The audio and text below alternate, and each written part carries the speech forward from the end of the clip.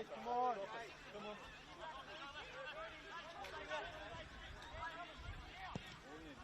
Come on, hurry up, boys. Stay alive.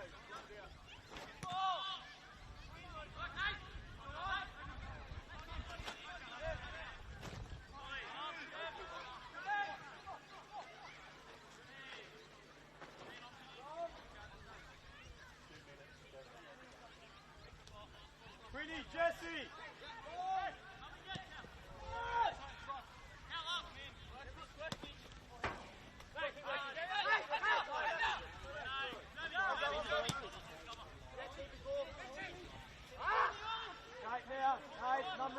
Nice number up. Let's have a look. Yeah, good boy. Narrow, well.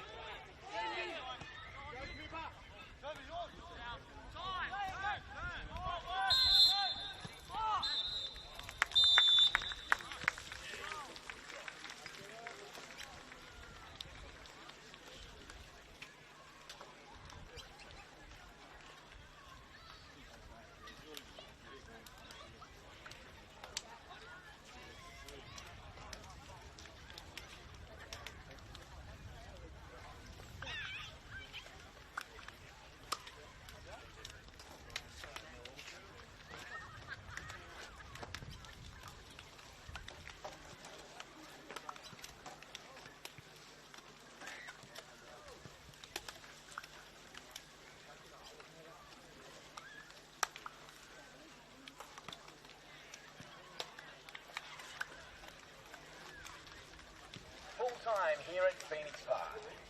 Valentine SC would like to thank everyone for attending and hope you enjoyed your time with us.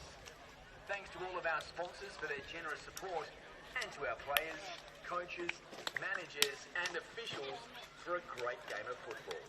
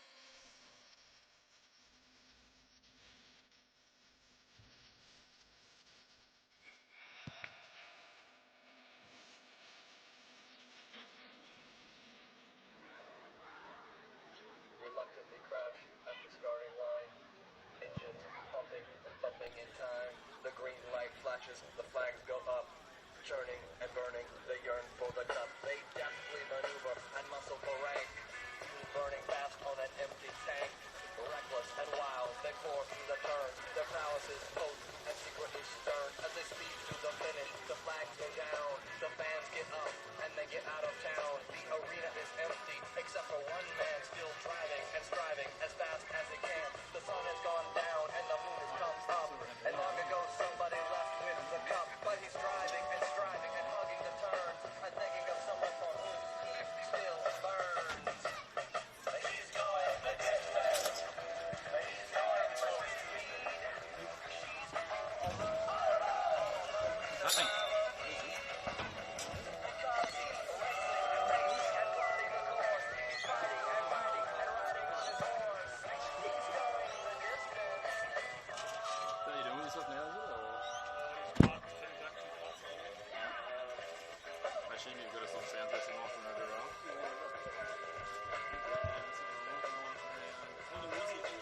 No flowers, no flashbulbs, no lines. He's trying to find something he cannot define.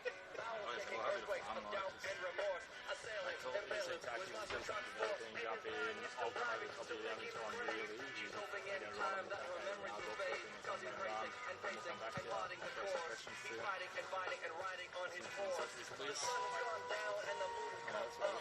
And long ago somebody left with the cup. But he's striving and driving and hugging the turns. And thinking of someone for whom he still burns. I was spent most of the last season commentating. I got a great game.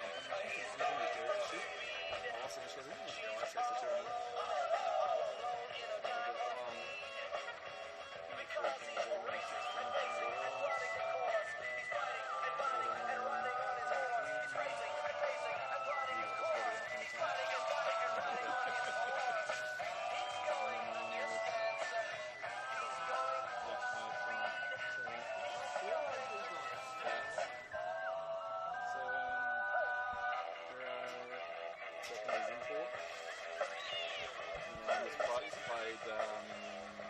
Played NPL last year. Josh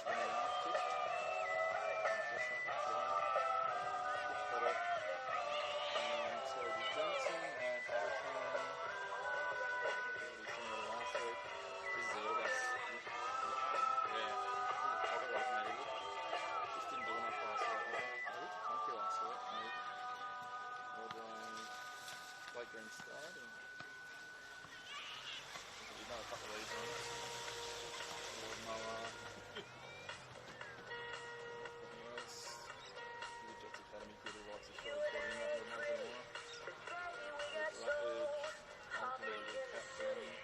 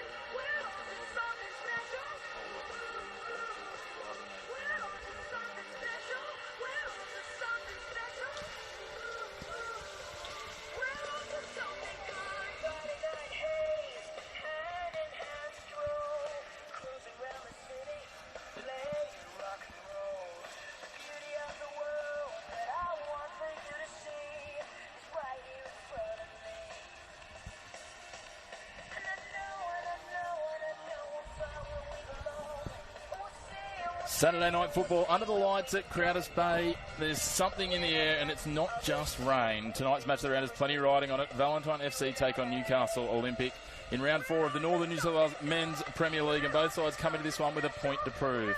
Chris McPherson bringing you all of the action, and tonight for Valentine, it's been a tough start. 3 games, no wins, but they've been dangerous going forward. 7 goals already. The problem has been closing games out. They've led in 2 of their 3 matches, but haven't been able to convert those performances into 3 points. And to make things even tougher, they'll be without star striker Carter Smith. 3 goals in 3 games. He's been their go-to up front, but is out with a hamstring injury for at least a month. Their coach, Callum Garbutt, knows it's a big loss, but remains confident in the squad's depth. He said, Smith's attacking output's been great, but I don't think we're left short. We have players who can step in and do a job. For us, it's about putting together a full 90-minute performance. Olympic, meanwhile, have had a mixed start, a win, a draw and a loss. Good enough for 7th on the table, but they'll be looking for consistency. All 3 games so far have been at home, and now they face 4 straight on the road. Tonight, they'll still be without key signings Roy O'Donovan up front and Zach Thomas in defence. Their coach, Paul DeVittis, knows they've been finishing games well, but slow starts have cost them. Saying, we need a mindset change. We've been finishing games extremely well, but you can win a game in the first 20 minutes in this league. It's a matchup of 2 sides, still looking to put together a complete performance, and it should make an intriguing contest. Former Broadmeadow Magic midfielder and 196-time captain Newcastle Jet Ben Kenarowski joins me in commentary. Ben, Valentine's shown they can score goals, but no 90-minute displays for Olympic. Slow starters, but maybe a better jump looks key. Definitely so. I think this evening will be an interesting contest between the two, and hopefully we get some goals and an exciting match ahead. As we await the entrance of the 2 sides, we'll have a quick run through the starting 11, starting with the visitors Olympic. In goals is Adam Pearce in jersey 1. Number 3 is Jai Robway. 4, Luke Rutledge. 5 is Marcus Duncan, their captain. 7, the superstar scorer in Cale Bradbury. 8, Ben Hay. Number 11, Lachlan West.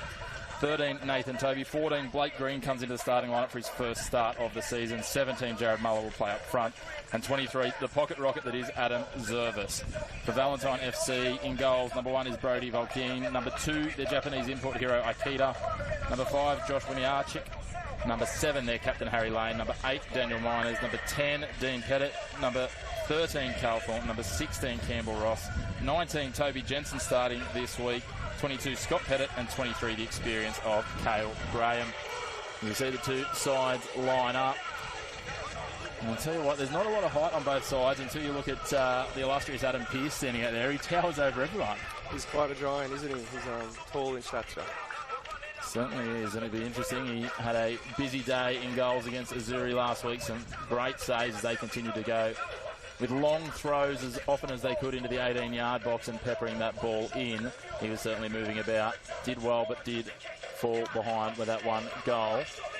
As I said, Valentine yet to win a game, and we know how much is on the line. They sit in 11th at the moment in that relegation playoff, I'll get it out in a minute, spot. So when it comes to the end of the season, it's going to be a challenge, and they know that starts now, even though we're at such an early point. Exactly right. Any match is important for them to be able to pick up points, whether it's a draw or a win. Hopefully they get out there and really showcase what they can do tonight. The conditions do look pretty good. It's not too windy. Rain looks like it's going to stay away, so it should be nice evening for some football. Fingers crossed, touch wood, that the rain does stay away. As you said, it's starting to clear. They did move the under-18s game that was earlier scheduled for here just to make sure the surface was up to scratch for the NPL games tonight. So it looks like from those that have been here in attendance for the full NPL reserves game, the surface is playing pretty well, and it's a far cry from the surface that used to be here many years ago at Crowders Bay when Valentine first made their way into the Premier League, and it's a wonderful facility they've now got, which is fitting of their stature in the NPL. Definitely. I think now they can really showcase some of the football that they've got coming through this region, and tonight we'll probably hopefully see some goals. They do have to break down that wall that is Adam Pearce, but I think Valentine have that in them. Well, only a matter of time will tell. We're about to get set here. As I said, Valentine certainly had plenty of goals in their side so far this season. Both sides have got some very experienced players. When we look at the Pettits, we look at Cale Graham at the Valentine side, and you've got Ben Hay in midfield and Cale Bradbury, 2 key signings for Olympic this year. Yeah, definitely. They've brought some experience and depth to that Olympic squad, so it'll be an interesting matchup now with some of the firepower that Valentine have up front also. Certainly is. We get underway here. The teams just look to feel it out. There's Zervis on the ball. Cleared long. Straight away out in front of Muller. He's on his own wide. Manages to tap it back in for that man in Bradbury. He turns in traffic. Gets it for Ben Hay. Oh, a half chance early for Olympic. That's a great start. Their coach talked about it during the week that they needed to start better, and that's exactly what he would have been looking for. Exactly. It would have been a marvellous start from Olympic there. Some deep defence from Valentine. Really put themselves under a bit of pressure there early on in the game. Olympic seem to be sitting with quite a high line right from the get-go. They tried to really compress and constrict Charlestown Azuri last week, Olympic. Charlestown Azuri decided to take them on with wit. Not something that Valentine have set up with early here, and Now we've got Rodway. Zervis. Field for Toby. Attempted cross in is deflected, and we're going to have a corner for Olympic early. It's nice and compact defence there from Valentine, but they do have to really track some of these runners that are going to be coming through. I think it's just going to be the start of some very mobile forward movement from Olympic. Muller looked very stagnant last week, and they just really struggled to find the right home for him. I'm sure it's been something he's focused on. You can see he wasn't pleased with his performance after the game, so he'll be one to watch on. But as we look for the corner coming in deep beyond the back post, numbers charging in, led by Luke Rutledge. Doesn't eventuate to anything. A bit of a swing from the captain in Duncan. Now the ball pushed forward. West pops the ball in, not quite cleared. Nervous moments at the back for Valentine. Definitely, they're doing well to sort of keep them at bay from that middle of the field and force them wide. And all the way back to Pearce.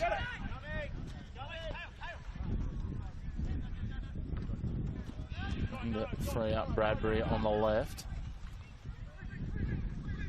Green. Deflected, and it'll be a throw in for Olympic.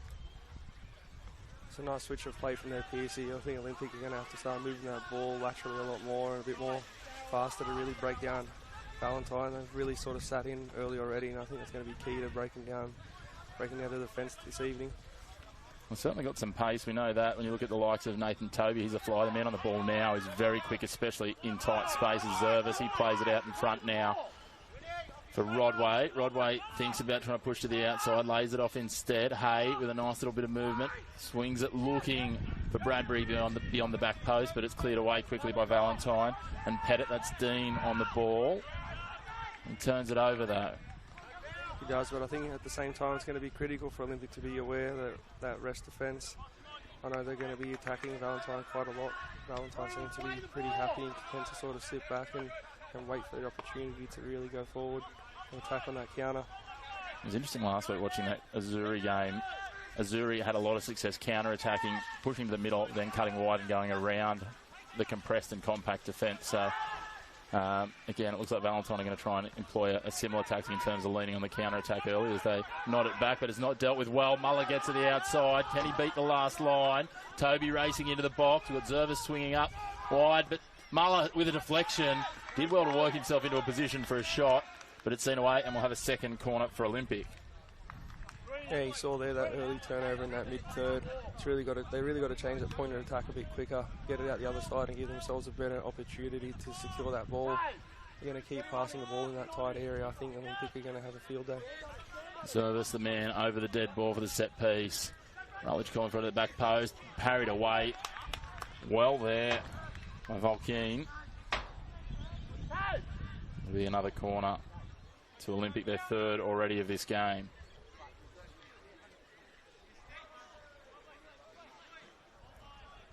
Just waiting for a ball over. Yeah, that's the case. Now he's going to end up with two over there, Adam Zervis.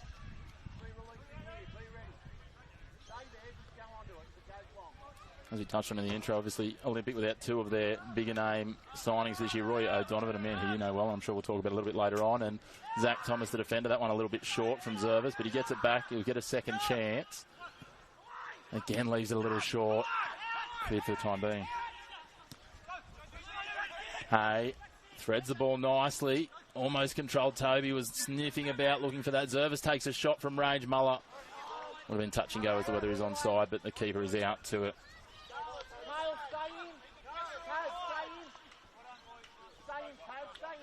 Valentine lays it off. Thornton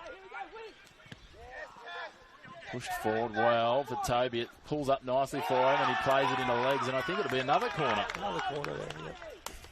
I think Valentine really need to be a bit smarter there. If they're going to kick it long, they really need to go for it. Otherwise, playing short after they've set up to go long is probably not an ideal opportunity and makes it a bit easier for Olympic to attack.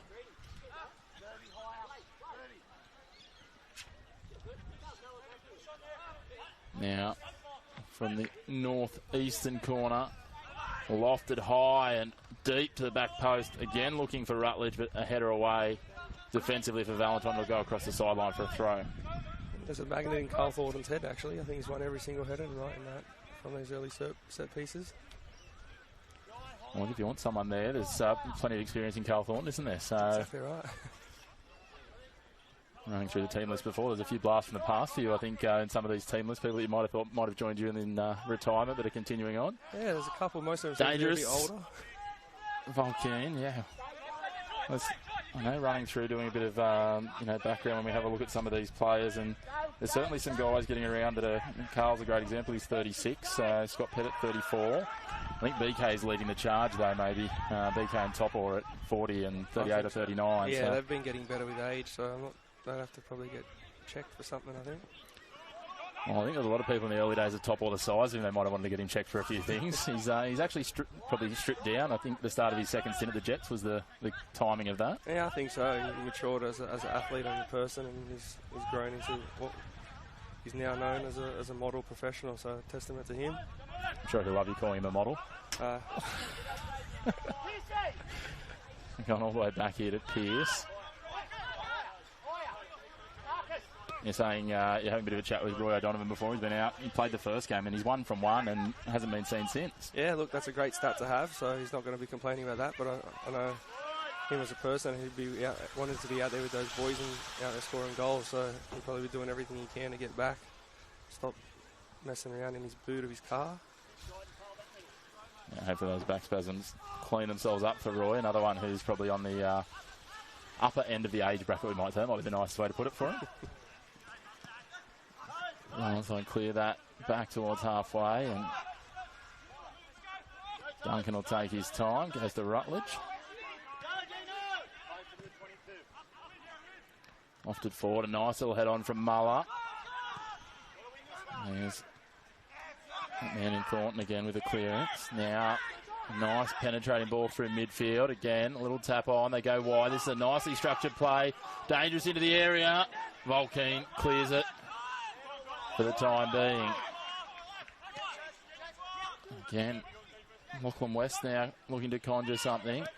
They play wide. Out in front of Rodway, he's got time and space, and his teammates tell him that. Zervis crosses it towards the top of the 6-yard box, and it falls back to Rodway. Olympic just trying to turn the screws here. Valentine looking a little disorganised, but they get away with it for the time being. And that's going to be the danger for Olympic, I think, on that counter-attack, is making sure that they're really aware. I think Valentine just need to do that a little bit better in keeping that ball on that turnover. Make sure they secure it, keep that first pass. Whether it's in beyond or not, there seems to be not being able to clear that defensive line and get out of their half. So nice little 1-2 pushed out wide now. Muller looking for Bradbury back in the middle. Ben Hay drives it in, just wide. Gets a little hand on it, does Valentine. And we'll have the 5th corner of the evening already. It was a good save, I think. It was a great strike from Benny. Yeah, he's not going to miss the target too often from that sort of spot at the top of the 18-yard box with his experience. No, not with no pressure as well. So it's ball set up quite nicely for him, but it was an excellent save. Another corner here. We'll see if Carl gets his head on this one.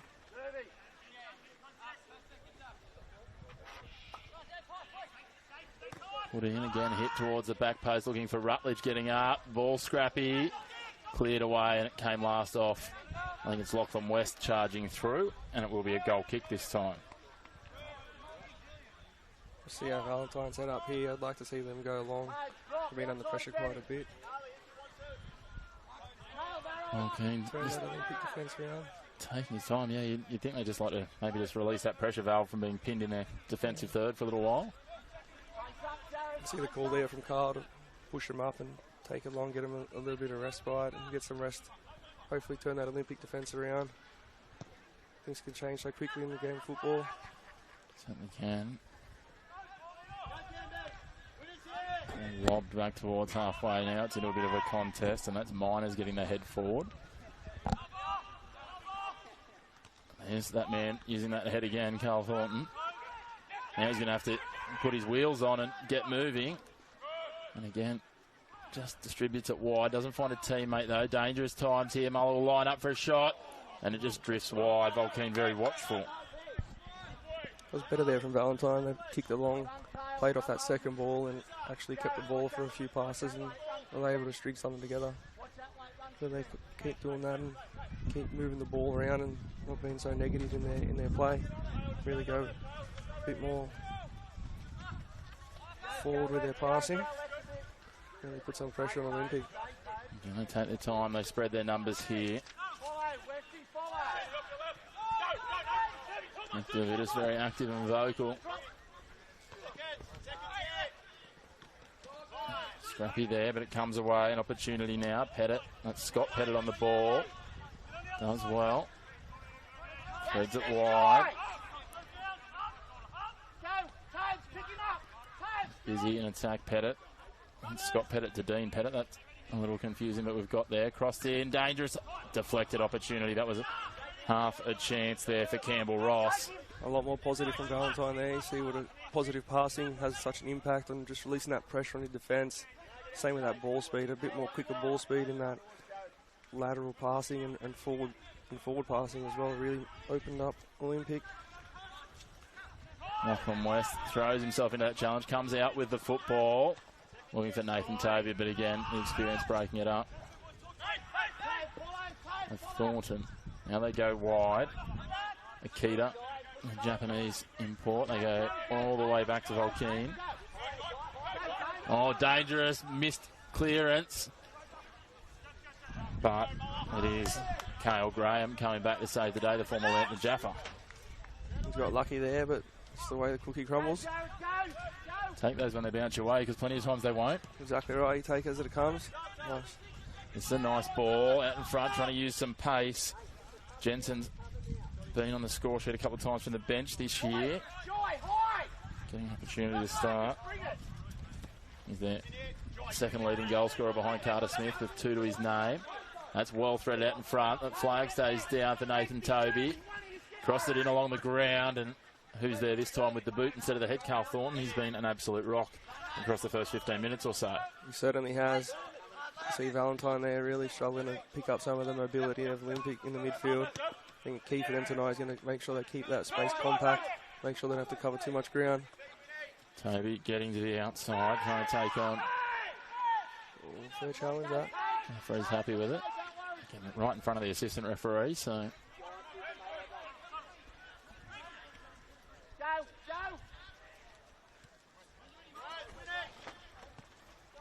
Goes the winner check.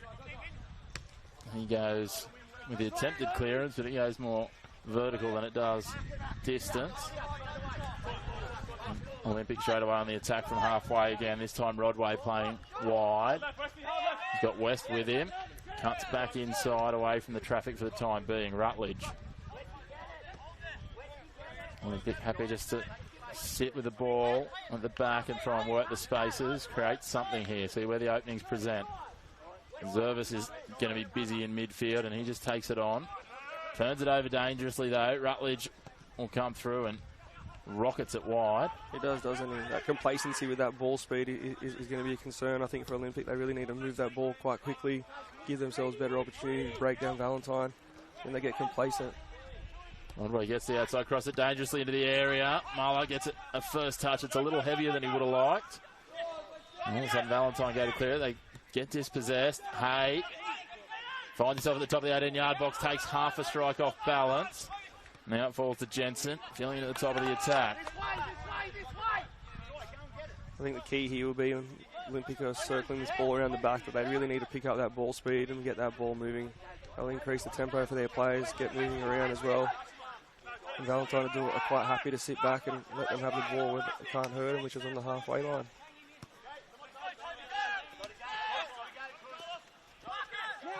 Now working wide, looking for Toby, but it's going to be a little too wide even for him. I just feel that Newcastle Olympic have met the request that was put of them by their coaching staff to start a little bit quicker, but don't have anything really to show for all the opportunity they've created so far. No, they don't. They started quite strongly in the first 5 minutes, and I think their pace has sort of been taken out of the game a little bit. I think that comes from a little bit of their ball speed and movement as well, but Valentine have held their own in defence and made those lines a bit more compact as the game goes on. I'd like to see them be a bit more positive in their movement and look to go forward. instead of backwards so much. I think that take a lot of their pressure off them as well as they really circle that ball forward. It gets Olympic coming back and into their own half. Looks the case so far. It'll be interesting to see if they can work that into the game. Valentine starting to look a bit more comfortable on the ball and take it into the attacking half. They go wide, looking for an opportunity here. And we're going to have a throw in the way of Olympic. There's an appeal there for a foul from Valentine, but not a lot in the contact. No, I think it was quite a normal contact in football, so glad to see the refs made the correct call, as they normally do. They're wonderful referees. Great job at this level. All of a sudden, though, the counter-attack. Ben Hay leading the charge. Goes wide for Nathan Toby. Looks to cross to the back post. It's beaten everyone.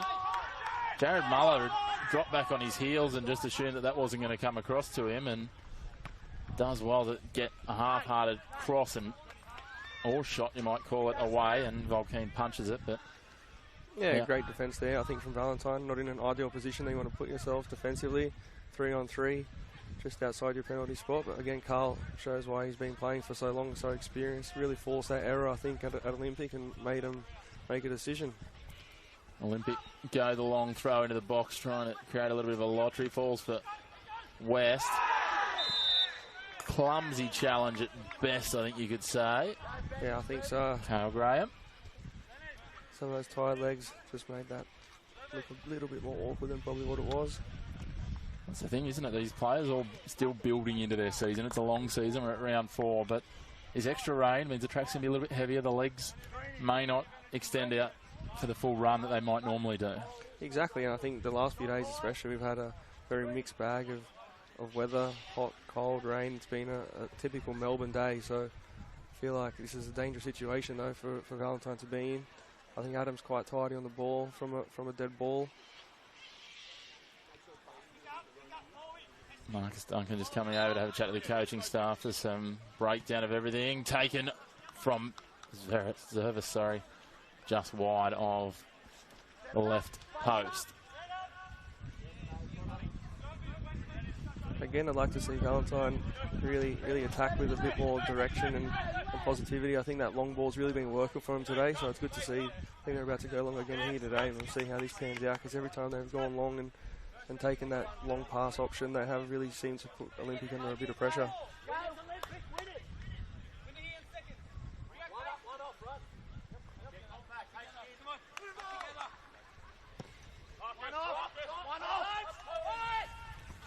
Dangerous ball bouncing, but Rodway does enough for the time being. Does he? No, he doesn't. And all of a sudden, against the run of play, Campbell Ross, the bouncing ball favours him, and he's too good one-on-one for Pearce, who was stranded outside his goals. And that's all it takes. I think you saw there, Valentine, one pass, in on goal. A little bit of fortune favours the bold, but that is football, and I think that's really worked out for Valentine in that play. Certainly has, and we talked about it. They just saw off those early waves and tried to go long and go on the counter-attack to create opportunities, and the bounce of the ball sometimes goes your way, it sometimes goes against you. We talked about that earlier, and this time it very much set up nicely for Campbell Ross, and he manages to knock it in the back of the net for Valentine to lead 1-0 here. That's his second goal of season 2025. One of the handful of players that came across from Cooks Hill United to Valentine this year as the Phoenix look to refresh their squad. We'll see how Olympic react to that, because it was against a run of play, but I think Valentine has still got to maintain their focus and discipline of what they were doing before defensively, and then once they get that ball, do the same thing again. It's a simple game when you put it like that. That's Gene Simmons, we call it. KISS. Keep it simple. Ball lofted long and wide, but dealt with nicely by Harry Lane.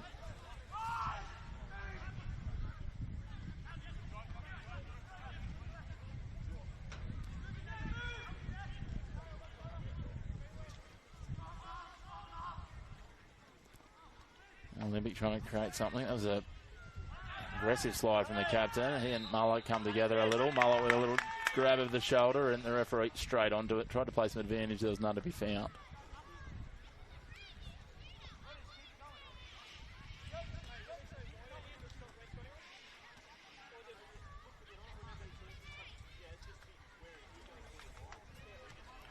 we'll see how Valentine react to the rest of this half. I think it'll be interesting to see sort of a character within their squad really take a goal against the run of play. Hopefully they have the confidence to keep playing and doing what they were trying to achieve before. Make sure they still hold that defensive capability in line and make sure they're strict in their discipline and making sure they follow their runners and track all the Olympic players. With that mobile mid-third and front third from Olympic, it's going to be quite an interesting match for the rest of this half. Certainly is. It's always interesting how a goal, especially against a run of play, can change the mentality of both sides. Definitely, I think already you see a little bit of a change in Olympic. Their ball speed sort of picked up, especially from that start of that kick-off after that goal. So it'll be interesting to see how they progress for the rest of this half.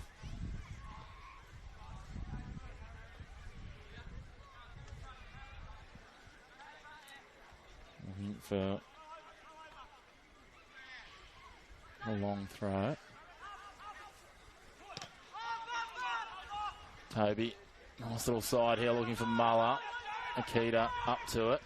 I was going to have to be careful. He's already been chatted on the run by the referee for the earlier challenge, and a little nudge there after the pass. Will be best described as unnecessary. Valentine now trying to create something. Rutledge breaks it up. Rodway tried to make a run, but nothing eventuated. I think Olympic are going to have to be really careful now that they're one goal behind, as the more they sort of progress and chase that game and send numbers forward. They'll have to be... Here's the pace observer to the outside. Challenge in the box. Referee okay. Toby collected. The referee says play on. Again, much closer than us. That will give him the benefit of the doubt and go with the referee. Nathan Toby very slow to his feet. Oh, they work it back. And Archie Thornton.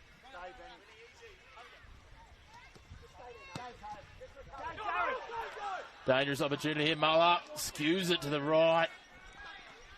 And for the time being, they're going to get away. And Archie again gets a boot in. Jensen now turns it over. Rodway slices through the defence. He's got Nathan Toby out wide, I was going to say, but he goes back infield. Ben Hay driving it into the back of the net. We said before, if he's given uncontested opportunities at the top of the box, he doesn't miss often. They stopped one before, but they're not going to stop Ben Hay a second time, and all of a sudden we're back on level pegging. Definitely not on that left foot.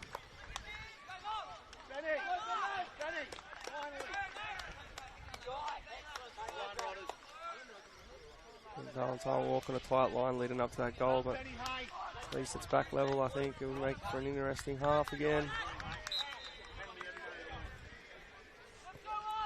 Again, another dynamic shift in this game.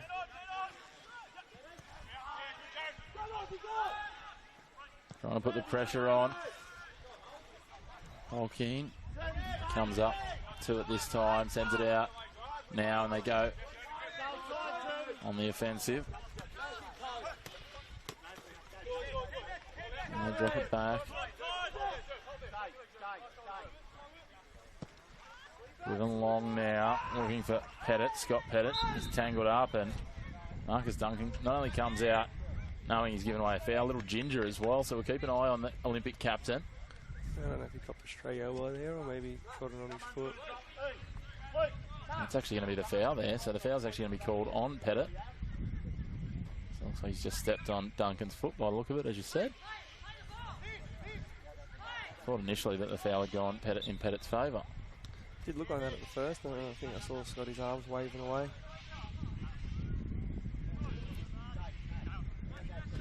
Olympic, what can they conjure from the back?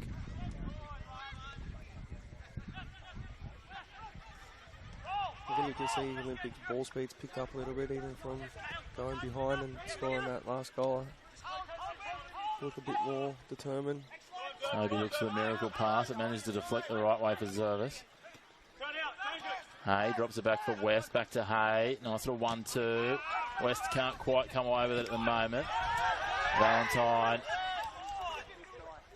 squirted out between the two players, and it was one of those 50-50 calls, and the referee again right on the spot gives it to Olympic. Rodway with the throw. Well, they look to go long into the box again. It's a tactic both they and Azuri used last week. Azuri probably to more effect. Toby throws himself in there, doesn't come away with the ball. Jensen chips it forward. Pettit sends it wide to Pettit. And Scott to Dean. A little bit of better ball rotation here from Valentine. Now they go long. A bit of hit and hope this time, and Pearce is just going to shepherd this one across the byline and bring it all the way back for a goal kick.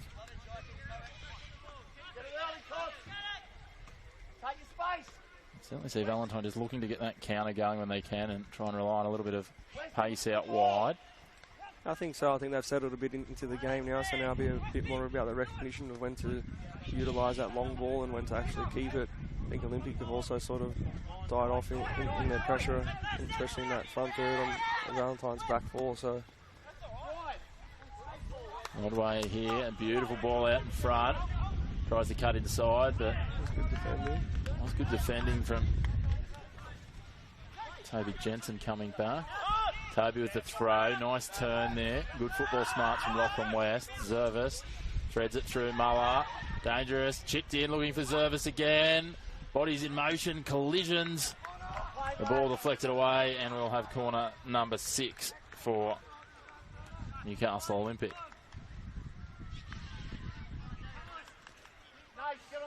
Valentine did well there. I'd love to see their keeper Brody come out with a bit more assertion. I think he's really command that 6-yard box and make that his own.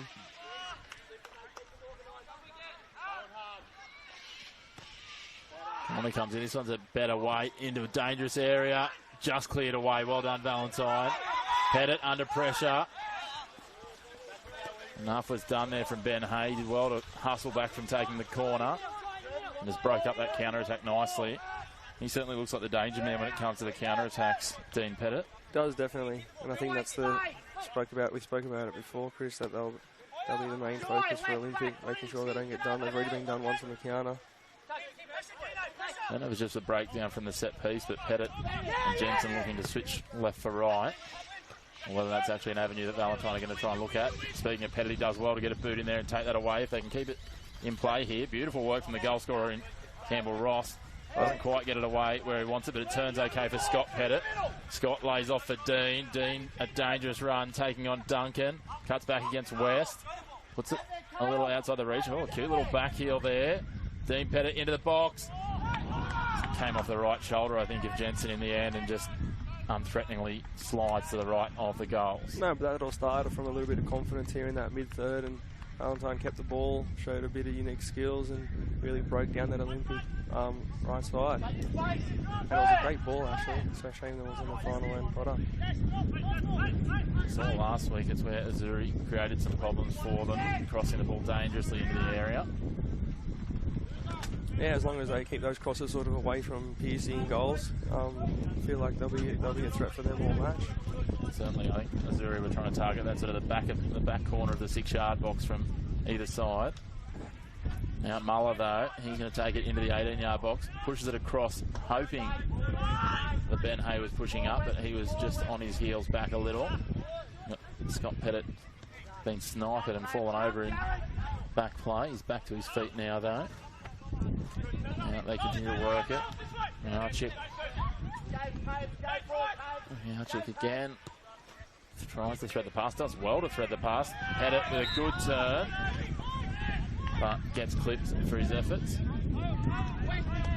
Here, wind picking up a little here at Crowder Space. He's gusting in and out. Nice quick play the ball there. Valentine weren't ready, but it was a great opportunity. Duncan does well to break it up. Akita threads it nicely. Miners. Lane lofting it forward. The flag goes up against Scott Pettit. Tell you what, the whistle had already gone, but Adam Pearce almost wasn't looking and still managed to get a boot on that. It was better from Valentine too. Nice ball over the top. Nice play. Breaking those lines down now. I think there'll be a bit more of a focus for them as this game progresses. Olympic will slowly start to fatigue. First couple of games into the season, getting that body into that match fitness. A lot more opportunities and spaces are going to start to open up as the game progresses. Jensen, he managed to get it away from Blake Green there. But Green, ever the professional, brought up his 100th game for Olympic a couple of weeks ago in NPL. West, the former Jets Academy product, lays it off. Rutledge now, Zervis. I feel like Zervis needs to do a little bit more when he gets the ball at his feet. Does well to turn Lane around there. Bradbury out wide. What can he conjure? You know, he's dangerous. Manages to thread it through and finds Ben Hay. I think Ben Hay thought he was laying that off for Bradbury there. A bit of confusion. Jensen putting the pressure on, and we go back to Zervis. Zervis. Muller looking for Bradbury, finds it. Bradbury takes a shot, beautiful save. Valentine gets up, just parries it away with the outstretched right hand. That was better from Olympic, better combination play around that box, sort of really waiting for Valentine to come out and then start their attack. I think the last few attacks they've sort of really been forcing the issue, waiting for them to come out, and Valentine haven't really moved from that position. Corner number 7. Valentine yet to have one.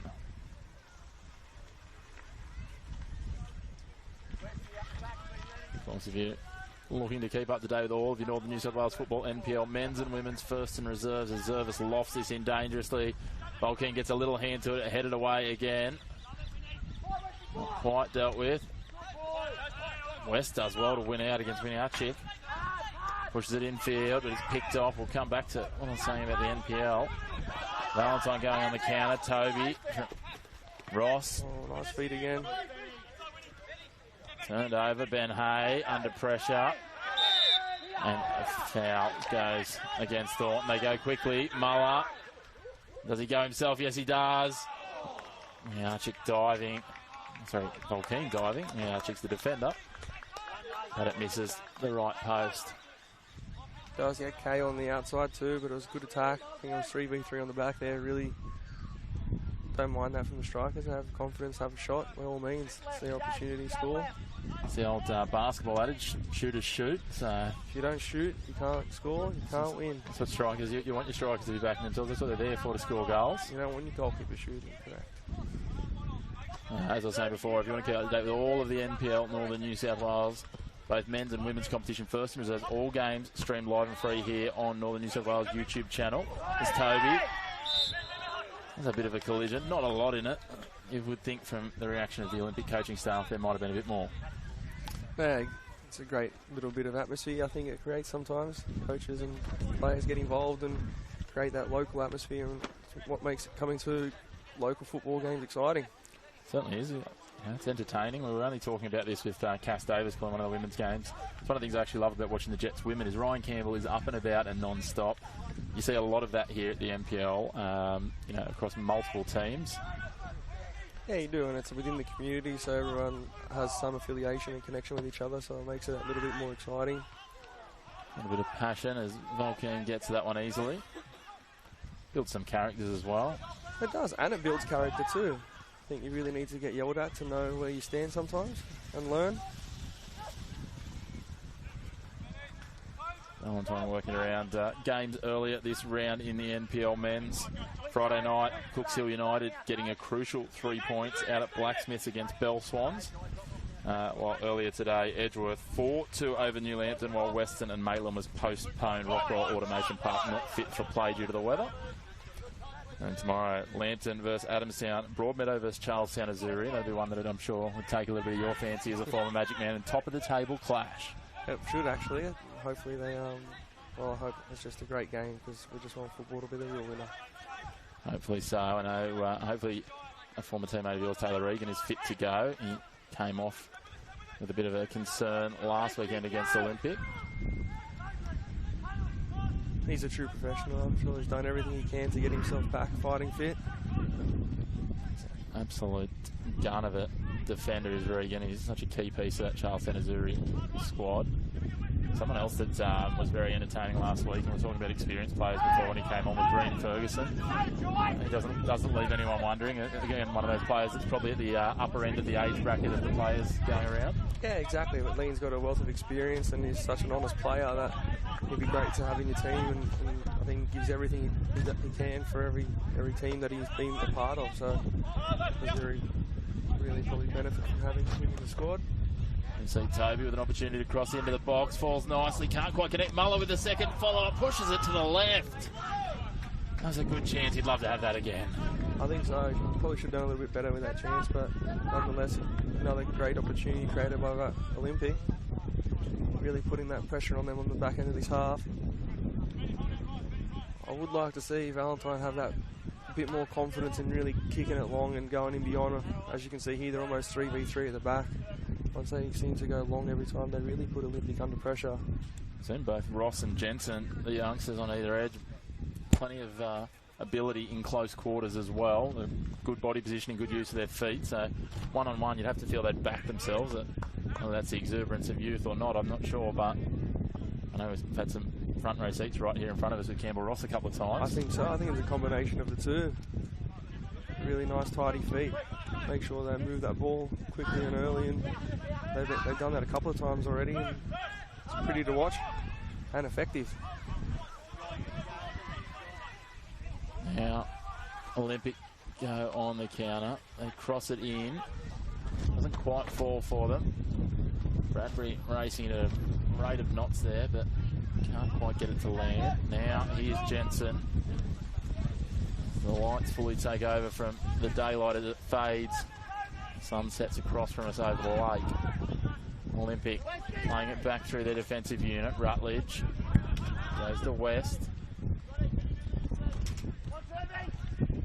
All the way back to Adam Pearce. I feel we haven't said his name much for the last little bit. He's had a fairly quiet day down there in goals so far, outside of the one goal for Valentine. He has, I think. He's probably going to get a bit of a workout back end of the second half. I feel like that's the way the game will probably progress, but I think Olympic really need to move that ball a bit quicker, give themselves that opportunity to break down that Valentine defence. Bradbury threads it in, doesn't quite find his mark in Hay. Yeah, that's a dangerous combination. They still play plenty of football alongside each other. They have for many years, I think. It's in a different colour now, in blue, after having had their time recently, the Jaffers leading up to this. Yeah, and they've built that relationship over many years. And Toby opts for a threaded path that doesn't work out. I'm not sure who he was looking for. Now Pettit. It's a great experience there from Scotty. Really to keep that ball with his back to play. Plays it out for Lane. Jensen does well to hold his feet under pressure from Rutledge and gets to the outside. Crosses it into the box, looking for Scott Pettit, but Duncan is there, ever reliable. It was better from Valentine, and it was, I think, key showcasing how important it is for them to really stick that first pass once they win it. Then Hay lays it wide for Rodway. Dean Pettit starts to close it down. Duncan looking for someone to present, has to lay it to his fellow centre-back in Rutledge. Zervis playing a very crafty but slightly dangerous game. They get away with it for now. West. Zervis takes off. Muller's dropped back and sitting in midfield lays it out wide. They've got numbers out there if they can use them. Olympic. Bradbury pokes it in, but it's seen away by Daniel Miners.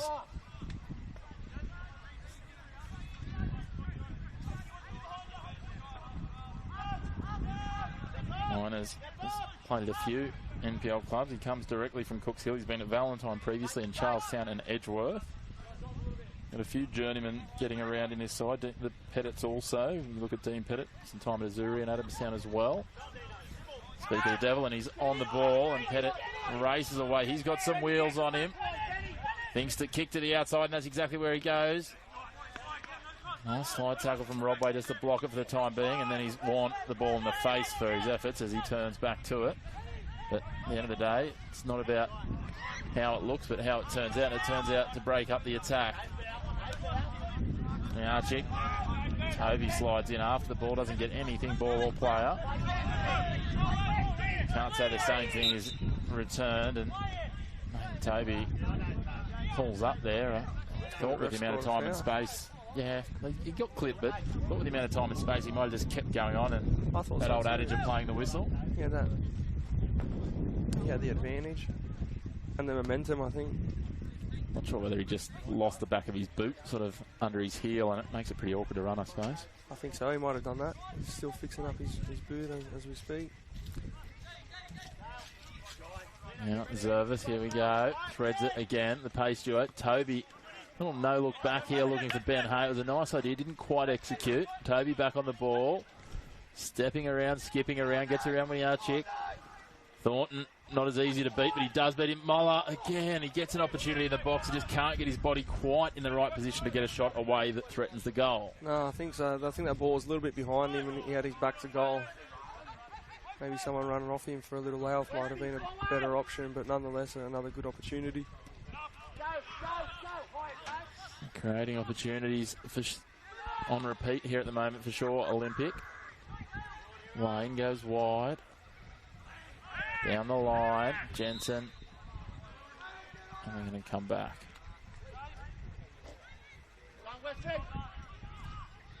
For a foul after the pass. And Lane looking for an option. Miners tries to present. Hayes right on his 6.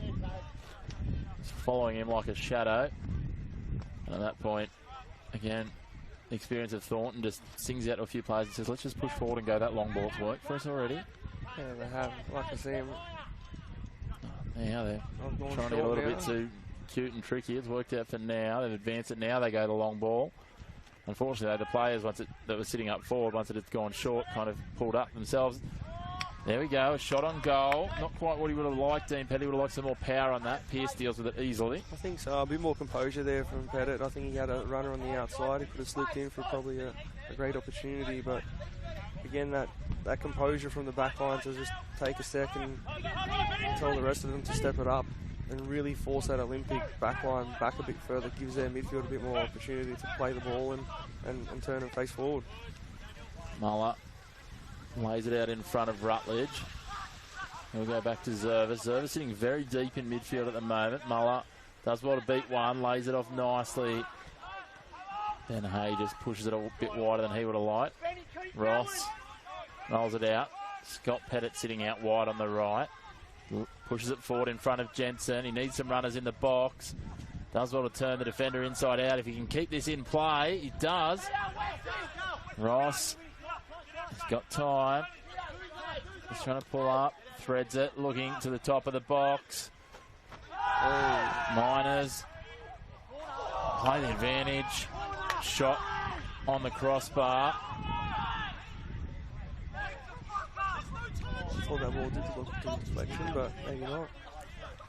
If you think you thought, I think the Valentine coach was even more adamant that it took a deflection. He's having a constructive feedback conversation with the fourth official at the moment, might be the best way of putting it. Constructive is loud. Yeah, Callum Garrett fairly animated down here inside the technical area. Like you said, though, it's nice to have people that are that passionate about it, and it's not an easy job as a head coach at the NPL level. No, exactly, and that, again, it makes that a little bit more exciting and important for the players and for the squad, and it gives a little bit of the local youth that are playing in the competitions below something to look forward to as they progress through. Certainly does. As we head towards half-time here. Fourth official will be putting that board up any moment now for our added time. Muller, beautiful ball, setting Hay free. He's looking for a second. Pops it back in, selflessly. Toby, I'm not sure whether he's taking a shot or whether he's trying to put it out in front of Carl Bradbury, but either way it didn't work out. No, it didn't, but it was the right idea. Just execution powered him on that one, but again, the movement and fast feed of Benny Hay, I think it was, that slipped him in. It was another great opportunity created from Olympic. Just an update around the grounds as well from the Women's Premier League. Charlestown Broadmeadow, we know that clash is the top of the table in the men's. It's been postponed. Lyle Carr closed today. But on Friday night, Lake Macquarie City went down at home 3-2 to New Lambton FC. So good to see New Lambton getting into the winner's circle this season. Fourth official says just 1 minute of added time as all of a sudden Jensen goes on the attack, takes a blazing shot. Parried by Pierce. Jensen comes back again. It takes a deflection. And Valentine might, in the shadows of half-time, have their first corner. Yeah, it's a critical time. Last few minutes of every match is important. Some teams switch off and find it difficult to really navigate into that break. So it'll be important for Olympic to stay focused here. I think Valentine had probably the better of the run the last few minutes.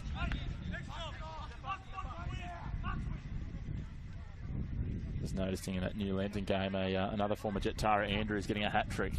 So she's still causing havoc in the Women's Premier League as Valentine drive this in. A well-taken corner, headed away to the top of the 18-yard box, and now Toby clears it on. Bradbury, he's got a runner in Muller if he can find him. It takes a little deflection, but sits okay for Muller. That's a good challenge. Gets the ball. Cale Graham. Great tackle from Cale. Not so good from Lachlan West. No, but he's broken up the play there. I think he read the moment again that they were about to be on the counter from Valentine.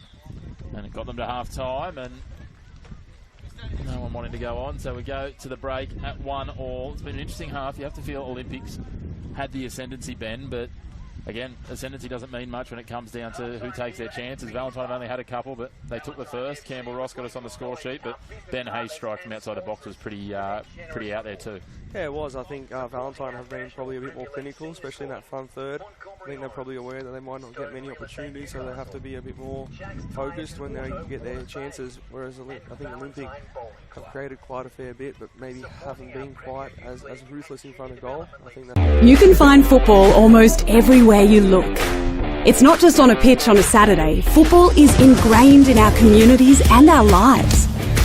Football is friendship, fitness, connection, passion, joy, despair, and the love of the game. From Newcastle Permanent Community Football and our Coles Mini Roos to our NPL competitions and the A-Leagues. On the beach, at school, at the park, in the backyard or on the pitch, football is everywhere in northern New South Wales. Football is Newcastle, Mid-North Coast, Lake Macquarie, it's Coffs Harbour, the Hunter Valley, the Northern Inland, the Far North Coast, and everywhere in between. No matter who you are, there's a place for you to play football with us. Registrations for the 2025 season are open now. Search Northern New South Wales Football to find your club and join our team, because football is everywhere. it's everywhere, Everywhere. It's everywhere. football is everywhere. Because football is everywhere in northern New South Wales.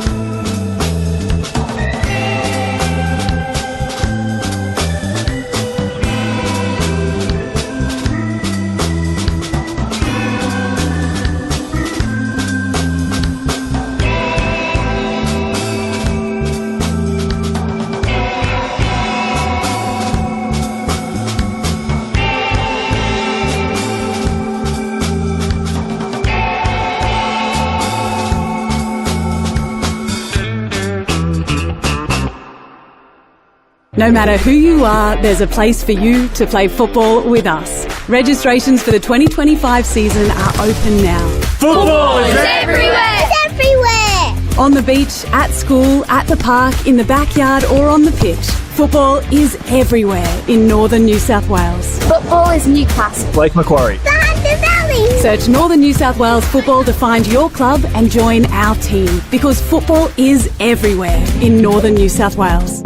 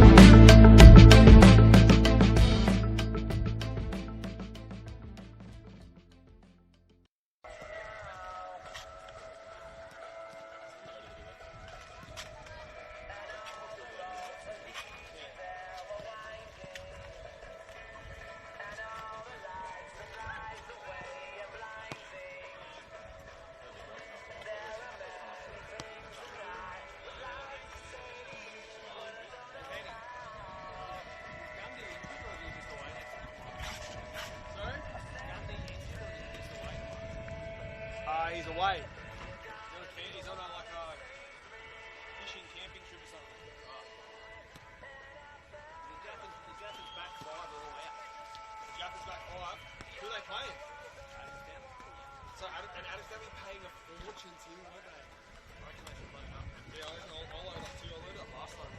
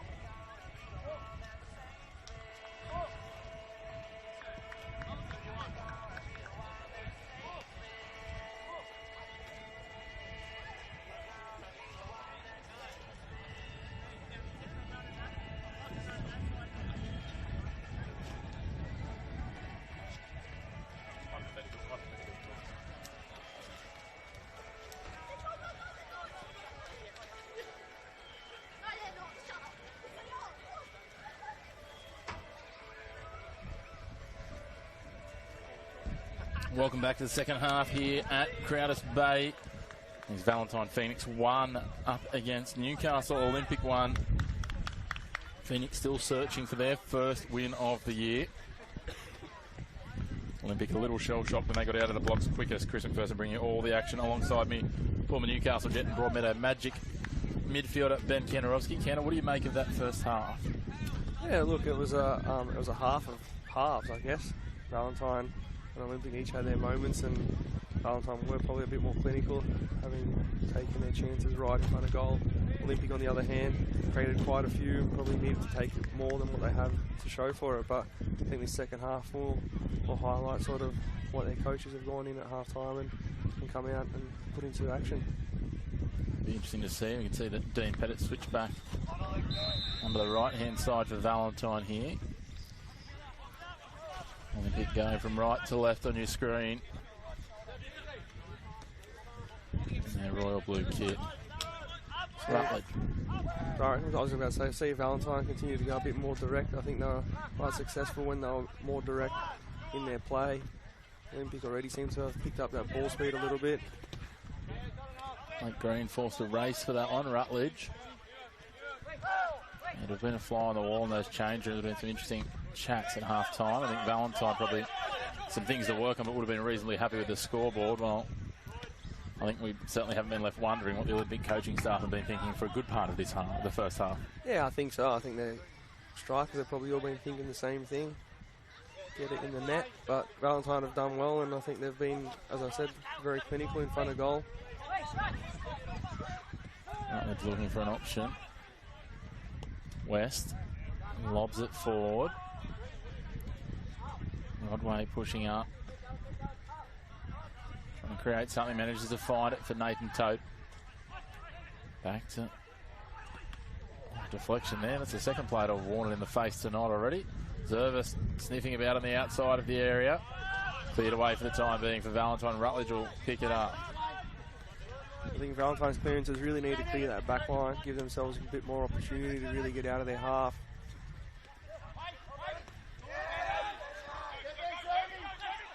Bradbury threads it into the box. Muller does well. Has it taken away though. Lane, the Valentine captain. Now Pettit gets a shove in the back and smart play from Scotty, I think there. I think he knew his options were limited and draws the foul. I'm talking in the first half about the experience at the back, Carl Thornton, and how much he's done. I was having a chat to someone at half-time. 21 seasons in the NPL, Carl Thornton. Yeah, right. That is quite an achievement. It goes to show just how important he is, not just for Valentine, but for the local competition as well. What that tells you is that there's players. Toby Jensen out here might not have been born when Carl started playing first grade, one of his teammates. That's pretty bizarre to think of. I'm sure that'll make Carl feel very old if he hears that. So, I think so. Look, he's certainly still leading the way in defence today. Definitely is leading from the back. I think it's phenomenal though to have that sort of longevity right at this level. You've played at this level and the level above it. It's not easy to continue to turn up season in, season out. So to do so for 21 seasons straight at what is essentially the second highest level in Australian football is phenomenal. No, definitely not, and I think it's a testament to Carl. I think it's even, I would say, a bit more difficult to turn up that many times at a local level, considering there's so many more variables in life that happen at this level. You have to contest with life, family, jobs and whatnot, so credit to all the players, I guess. Certainly is. It's not easy to do, and we were talking about it before, fitting jobs around and everything else. So. So many things. Yeah, well, he literally, his job is at school. He's a school teacher, so he's probably across that time played against and alongside former students and things, which would have always been interesting. Yeah, it would have made for a bit more rivalry and made it a bit more exciting for both. I think even for Carl and for those alike. It's always more exciting playing against friends and foe. Putting a couple past him, and then you get to school on Monday and he gives you detention if you're a young rising 18-year-old star or something. A bit rough. Lockie West, speaking of young stars, lofts it back to Adam Pearce. The Olympic seems to be holding their width a bit better, which is a bit more ideal for their attack, I think. Really gives them that opportunity to break down that back line. All right, back for Rutledge. And call from the bench for Olympic is to straighten it up, and immediately they go wide. Off into the box. Beautiful header. Just parried away. It's a great save. And we're going to have another corner. It was a wonderful diving save. I think he only saw it late in the end, the little deflected header from Bradbury. I think so. I think it was a great play all around. It was a great ball, great header. Down and low. And then a great save from Brody. Really crowding the keeper here on this corner. Green stepping up to the spot over the dead ball. And Ben Hay from this corner in the first half. Lofts it up, plenty underneath it, punched away. Well done to hold his space and take his position, Volkeen. Now they swing it wide. Bradbury, Rutledge finds himself in the unfamiliar position out wide on the left. West, Rutledge again. And Hay calling for it, but Miners takes it away. Pettit takes it. Pettit turns it over. Hay just a little too heavy for it. Oh, it was a great tackle. Almost a moment where a couple of the Olympic players went to appeal, and I think they just realised and stood back in awe of clattering, but a very legal tackle. It was. It's a lost art defending these days, I think. So when you see it happen in real life, it's mesmerising to watch. It's good to see too. After the fact, Carl Bradbury came along and gave Carl Graham a bit of a pat on the back and acknowledged how good the tackle was, which is nice to see. And again, to that fact, they would have played together at Lambton last year.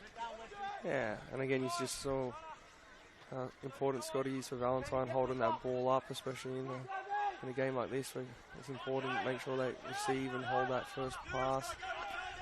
Just breaks up that attack. They go on the counter now. Muller with a nice turn against Miners. Just needs to find a runner or a teammate. Another good one-on-one beat. He just pushes it out wide here. There's nothing presenting forward. Now Green. Muller again. Rutledge. Green calls for it wide. Valentine just trying to slowly constrict here. Chipped over the top, looking for Bradbury, and just wasn't enough weight on it from Green, but they'll get the throw in with Olympic. No, there wasn't, but again, I think that's Valentine's should be working, I think, for the next few moments during the game, is making sure they keep that ball on transition. I think those turnovers really amplify that pressure against themselves. Lane with the throw.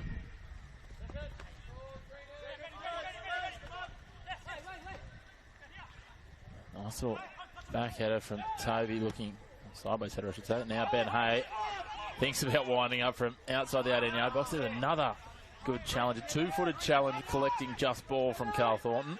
Yeah, I think that ball, had it been off Benny's left foot, might have been a different answer. This one can't threaten, deflected away, and we'll have another corner for Valentine. He's certainly getting a couple of looks from the top of the 18-yard box, Ben Hay. He is, and giving that chance and a bit more time, he'd probably put one away again, which he did in the first half. But I think these moments are going to be important for Valentine.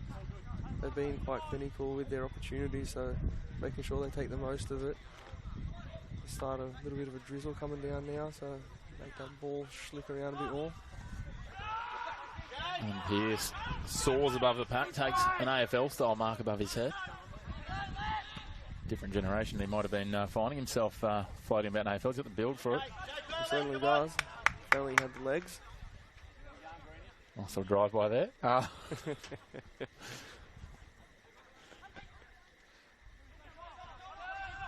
Okay, the throw now, looking for Toby again. We were chatting about the Jets women earlier, and there's been a few people suggesting that Sheridan Gallagher might make a third code switch and head over to the AFLW. I'll tell you what, she's such an athlete that she only played 45 minutes today. She was unwell, but got on the score sheet, scored the sole goal for the Jets women in their win. But she's such an athlete, you'd back her if she was playing in any sport, wouldn't you? I think so. I think just her ability and a desire to do whatever she feels like she can is a testament to what she can achieve. You're always known for a solid base of power. How do you reckon you'd go one-on-one with Sheridan? At the moment, she'd probably win. Carl Bradbury on the attack. Drives it into the boots of Akita. He's been a little bit quiet today, the Japanese import. We haven't seen a lot of him. No, but in those moments, he's still being tidy on the ball, making sure he keeps it and moves it quickly. Very much the flavour at the moment, the Japanese imports. There's some phenomenal ones getting around in the competition.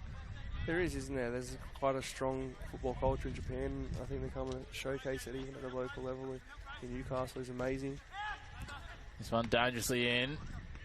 Oh, the volley. Duncan would have loved to have had that down a little. Not bad from the central defender, but just over the crossbar. It's a great clearance from Duncan. Okay, just off his line. He got the first contest, but you can see he very nervously peeked back over his shoulder to see if that was rocketing into the base of the crossbar and going in or going over. I think so. Just that awkward height for Duncan to really get it down and get his body over it made it difficult, but nonetheless a good opportunity.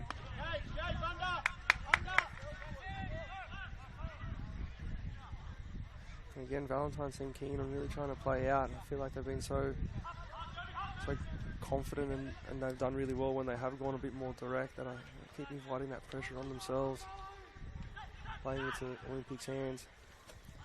Pressure now on the ball, pushing back. Yes, it's one of those interesting things. We talked about this last week when we had the Olympic and Azuri game, is the ability of teams to, maybe have a plan B or a plan C and, not just stick to the same outlet if it's not working quite the way you want. But the thing is, they've used that plan B, as we might call it, and that's where the goal came from. Admittedly, it was a fortunate bounce, but as we said, you take those, you take the fortunate ones with the unfortunate ones. Lachlan West with a lovely turn into the box. Muller can't quite get a shot on it. You feel that's been the story of poor Jared Muller's night? Yeah, I think so. He's worked really hard to give himself those opportunities. I think it's one of those ones where you work really hard and maybe might give that opportunity to a teammate in a better position and a little bit more composure in front of goal, but nonetheless he's doing really well to get into those positions. Certainly is. Zervis floats it up to the back post, headed away by Jensen for the time being. Another throw in for Olympic deep in attacking territory. A poke in from Pettit there, but just sends it the way of an Olympic defender. Now Green. Looking to see what presents, goes wide. Duncan back to Green again, and happy just to track back, and like they did in the first half, just slowing down that ball movement as they settle into the half. And Valentine are doing well. They're not looking to really press and open themselves up. Ben Hay looking to thread it through for Bradbury. You thought for a moment it might have been through. They're happy to sit back, and again, that first pass for Valentine is so crucial. Make sure they get a hold of it. Not the clearance they wanted there, Valentine. Rodway thinks about clattering it long. Decides better of it. Lays it off for Toby. Pushes a run through. Try and create something. Toby going to try and cross it into the box. Goes through the legs of the first. Can't go through the second. Now dangerous. Rodway on the edge of the box, but can't quite control it, and it's dealt with for the time being. Now Pettit back. Graham slices it. Controlled down from Hay. Back to Green. There's Olympic and Healing coaches trying to get the ball moving quickly. I think they know as well that they really need to move that ball and pick it up a bit faster, break those lines down against Valentine.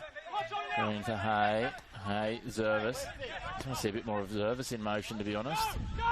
It's dangerous. Yeah, I think he does. I think he's just got to move that ball a bit faster around that back line, command the ball a bit more. I think he has to maybe communicate a bit better with them and really get them moving that ball quicker for him. I think that's going to be pivotal for him to get him on the ball, facing forward a lot more.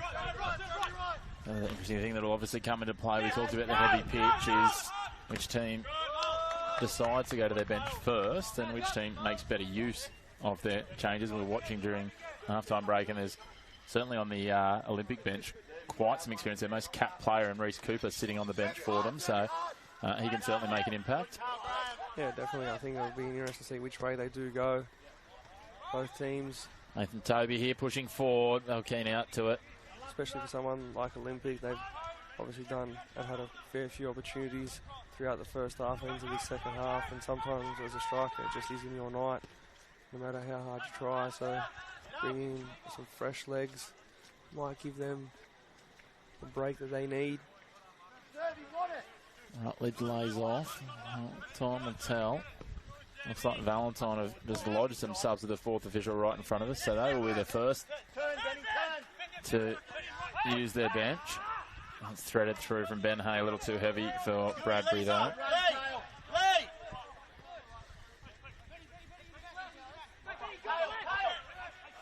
And they play it out again, Lane. Again, they play it out and then go long anyway. I feel like they really need to make up their mind early whether they're going to go long or play short and really go for it. I feel like they get caught between the two and then this happens and they open themselves up and give Olympic an opportunity. And there is the goal. Cal Bradbury just too good, one-on-one with the keeper. And he gets himself in an all too familiar position on the score sheet, and Olympic snatch the lead before the changes come. As easy as you like for Bradbury in the end. Yeah, you see that goal came, I think, straight from their indecision whether to actually play short or go long. Sometimes you do create that overload when you do play out, but then the same token you give that a closer opportunity to score from, especially when they're pressing. Olympic have been doing that all game. Really high press and making sure that they're in their face of the Valentine defenders.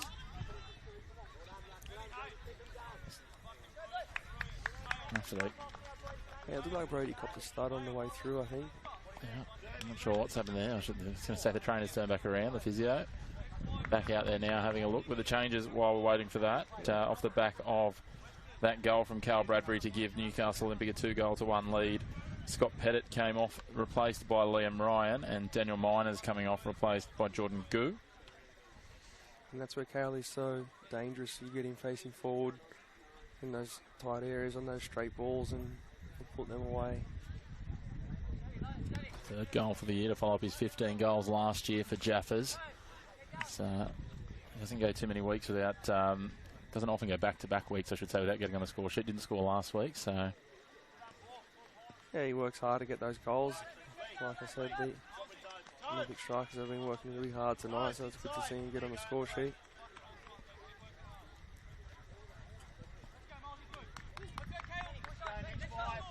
Olympic with the upper hand. So yeah, Valentine reacts to this now. Hopefully they do continue to go a bit more direct and really put the pressure on. Now we see Akita taking it on. Gets the outside of Zervis. Akita spent last year in NPL Queensland, and before that was playing in the 5th tier of Japanese football. It's great to have him showcasing his skills here in the NPL in Northern New South Wales. Certainly, we love to see some of these visa players coming in and adding a spark to the competition. Duncan now retreating back to Pearce, and funnily enough, despite the fact that Olympic have probably dominated most stats in this game, this is the first time they've led. So, as you say, interesting to see how Valentine do shape up. And also for Olympic, it's the first time they've actually led him. It's going to be interesting how they react to that, and that does come with its own pressures. It does, as we see Olympic going on the attack again. Hay, West, setting up for an option, calling for it, but they decide to drop back through Rodway. I'm going to see what Valentine do here too. Obviously, a goal behind, and they have been sitting back, whether they do get stretched a bit trying to chase that counter attack, or whether they stay compact and really do it as a unit. They've been doing it pretty well so far when they do it. I would like to see them do that a lot more frequently. I know they're a team that's got goals in them, so you're certainly not writing them off at this point. Olympic, and a lot of people say, a one-goal lead can be a very dangerous situation, especially as you head into the back of the second half. As Adam Pearce comes out and literally uses the head to get rid of that outside the 18-yard box. A bit of a wrestling throw, it looked like, over the other side there. Yeah, it did look a bit different, didn't it? Not sure that's quite textbook football, and the referee's had some assistance from his AR. Vince McMahon will be proud. Referees again right on it straight away and dealt with. And of course, watching Northern New South Wales Football's YouTube channel. Match of the round, round 4, NPL men's in the Northern New South Wales competition. Valentine trailing Newcastle Olympic 2-1. Graham comes flying through at a rate of knots. Doesn't really come away with much. Akita clipped by Bradbury, and again the referee right on the spot and all over it. Akita wants to take it quickly, and he says no. You're about 10 metres off the mark. Yeah, a bit of spark play, I think, from Hale there, making that professional foul, slowing down the gameplay. Again, these dead balls for Valentine are going to be important. We make sure they utilise it. Pettit to take it. Not quite dealt with how he would have liked from Marcus Duncan. Not too much communication there in that back line, but nonetheless a corner for Valentine. Rain just starting to drift in, getting a little heavier. It's almost just coming in waves of rain. You can see through the lights. Makes it really challenging, especially if your keeper trying to handle the ball, undoubtedly. Yeah, I think this corner's into the wind a little bit, so it might pose a bit of a problem for Valentine. Use the wind to hold it up a little bit, I suppose, would be the thought. They pop it up there. Comes to the front post, not fully dealt with. Now, Ross, the goal scorer, takes a shot from range. It wasn't the worst idea. I don't know that it was actually a shot. I think he was looking for Winarchik. I was going to say it did look a bit more like a cross, but nonetheless it was a dangerous ball in. A few more runners at that back post would have made for an interesting scoreline. Good to see them just chancing their hand though, Valentine.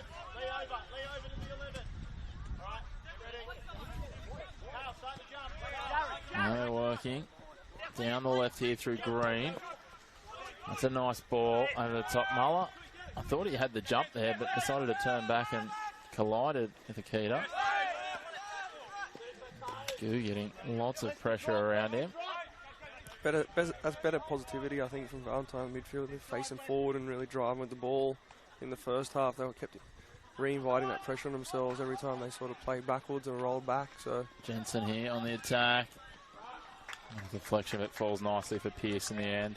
And as you can see, that attack again was started from the midfield, really facing forward and driving through. The first touch is so important. Make sure you face forward.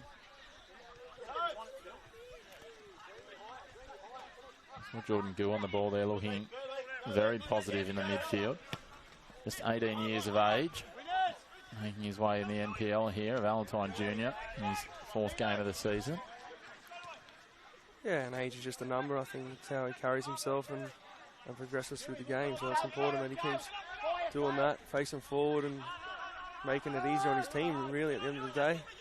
Well, I'm going to say, here's Carl Bradbury scoring that away. That was risky from Volcan. You'd know that as well as anyone, mate. Signing on at quite a young age as you progress through your career. Yeah, exactly. So I sort of almost know where he's coming from. That as long as you do your job, your teammates don't really care how old you are. Just get out there and get amongst it. It's that old line, if you're good enough, you're old enough. It's the old adage. As Muller blazes that one across the face of goal, and it will go out for a throw-in. Especially in the local league, there's not too many real young boys coming through at the first grade level. So it's great to see them have that opportunity and showcase their skills. That's the thing, isn't it? A lot of them kind of get snapped up and put into that Jets pathway, as many have. So sometimes you don't tend to see them until they're 20 or 21 and might not have made their way. A little bit of a challenge there. Muller, again, with some feedback for the assistant referee. The referee, though, was happy with the collision and the contest, and we continue on. But yeah, back to that point, it is something that we note now, is you don't see many in that sort of 17 to 19 bracket. You're right. We sort of missed that bracket, I think, with them sometimes progressing through to the Jets team. So it's great to see some of the players actually get that opportunity and showcase what they have, especially over the years. The league has produced so many good players in that bracket that have come through the local teams that it's important that they still have that pathway available to them. He's getting a little heated there, Nathan Toby, and we've just seen a yellow card. I think that's Carl Graham that's picked that up just for a bit of a shove, and the referee's decided he's had enough of all of that. But yeah, and you see some of these guys. Adam Zervis is a great example. Played through some of the academies and different things, and then went down to Sydney United for a year. But now, age of 21 with some decent experience behind him, having played in the NPLs with the academy sides, and then the New South Wales NPL comes back to his junior club. So it's nice when you see full circle, but there's probably some, I guess, diamonds in the rough that might not have been picked up in the academy pathway. And you just hope that those players are still, getting there and abouts and pursuing the goal. Because as much as the A-League club academies are wonderful, they're not the only pathway to NPL and even professional careers. And we've seen some of the young guns like Bailey Wells at Broadmeadow, he's had some A-League trials in recent times, so there's other ways to get there as well. Yeah, definitely. I think there's so many avenues now to become a professional that, like in many jobs, there's so many opportunities that can come from different areas. So I think over the years there's been so many players that have actually made A-League careers from the local competitions. I think even Jason Hoffman had started here at Hamilton Olympic. Went on to play 300 games, most of those at the Jets, a few that down at Melbourne Heart as they were at one point. So now a fixture at the Jets, Hoffy. Yeah, exactly. So he's one that did it that way, and I think he always says he's better for it. He learned so much coming through that different pathway. So there's lessons to be learned in all avenues. Certainly is, yeah. There's been plenty of the guys that have had that opportunity and stepped up from the NPL. It's a great proving ground. But now on the attack and just pushed just to the right there. That was nice when Duncan got up and met the header well. And now we're going to see the sub that we asked how far in we would wait for, and that is Reece Cooper coming on. Somewhat a little surprisingly, I thought Ben Hay had been one of the keys for them so far, but I suppose it's a direct swap there at the front of midfield for them. Yeah, I think Reece will have a couple of opportunities in his match to showcase his skills.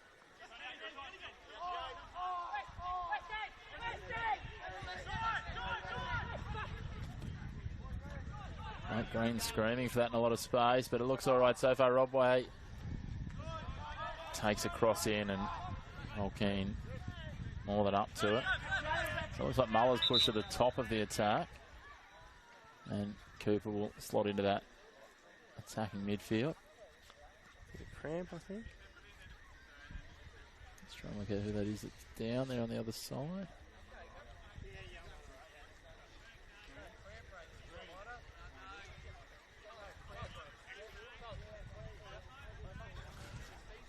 Rutledge just challenging whether it might be a bit early and not hot enough for cramps. If I try to keep up the pace of this game, it'd be about 4 minutes before I was cramping up, so plenty of end-to-end football. Yeah, I think so, and I think it's only just going to get worse as the game progresses and get a bit more stretched. Especially as Valentine look to chase it, they'll really put some pedal to the floor and use some fuel up. Another thing is, again, well, it's not that hot. We talked about it before, the heavy track. The first time you run on a heavy track for the year, because we haven't had that much rain in the first few weeks. Yeah, definitely, and I think the mix too, it's been so humid with the rain stopping and starting, and can't make its mind up. So Valentine going to go to the bench again. Preston Ridge just called back.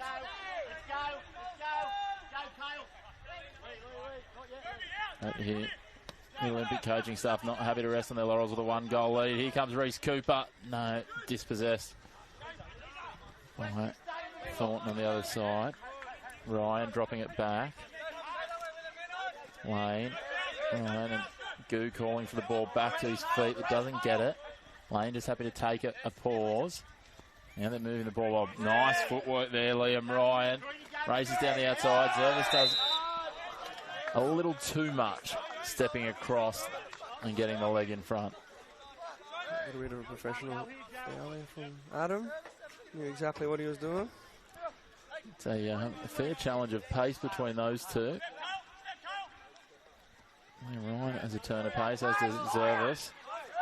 Muller, I'm not quite sure what he's doing. He knows exactly what he's doing. Just slowing things down. Nikita's pushed away by Lane. Pushed into midfield, but not to anyone's advantage in orange. Duncan lays it back to Pearce.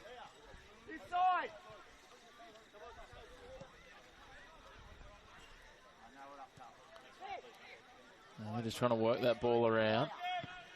So the coaching staff asking for the ball movement again and wanting to get it forward. Yeah, I think so. Olympic happy to just keep the ball, practice moving that ball quickly. I guess they've got the goal lead now, so it's going to be important for Valentine, how they react. Goal scorer in Ross comes from the field. He'll be replaced by Preston Red.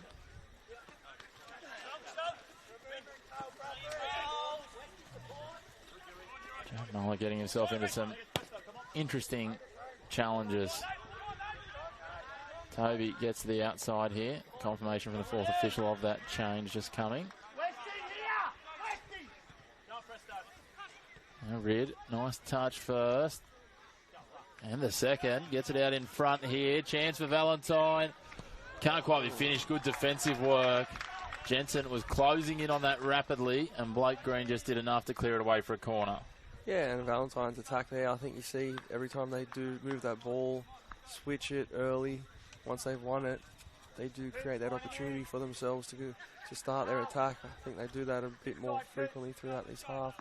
They'll make for an interesting finish to the game. Certainly will. Two hands in the air from the corner. Going for the keeper. Oh, Adam Pearce, what a reflex catch that was.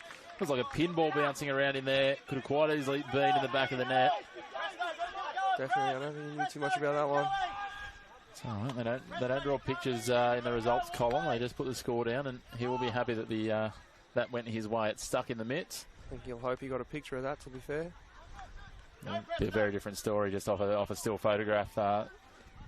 Just trying to spot where the illustrious Grant Sproul is loitering with his camera. He's right down the other end. He might have got that actually from down there. Would have been right down the barrel if he did. He's always hiding, isn't he? He likes the shadows, Sproul. It's where he does his best work. Down there with the camera. One of the best photographers getting around in local sport. We're fortunate to have him involved both the NPL with Northern New South Wales and also working with the Jets as well in partnership. So that's some great stuff. Blake Green. What is it forward for West? Yeah, they go long looking for Muller. Oh, that's a very ordinary challenge from Thornton. And I was going to say, the referee might only have one decision to make here, and he's absolutely taken it. A red card for Cal Thornton. Muller. Interesting, the coaching staff from Valentine trying to say he didn't have a touch. I'm not sure whether he had a controlled touch, but definitely deflected off his head, which... Yeah, I'm not sure there. I think there was two at play. It's hard to give Carl the red card for that challenge. I think he sort of got scissored between the two players, so I think it's a tough decision for the ref, but nonetheless the decision is made. Thornton walks back to the sheds, and all of a sudden, not only are they a goal down, they're down a man as well here. It's going to be interesting to see what Callum Garbutt does here. He's very animated about it. I think it looked very ordinary on first presentation, which might have played into the referee's mind. Again, he's right there on the spot, but they were the last line of defence, and if he's saying he's got a touch and he was denied an obvious goal-scoring opportunity, well, red card's the only option that he has under the current rules. Yeah, that's right. So it'd be great to see replays of that later on for training purposes for myself. Carl Bradbury clear over the crossbar.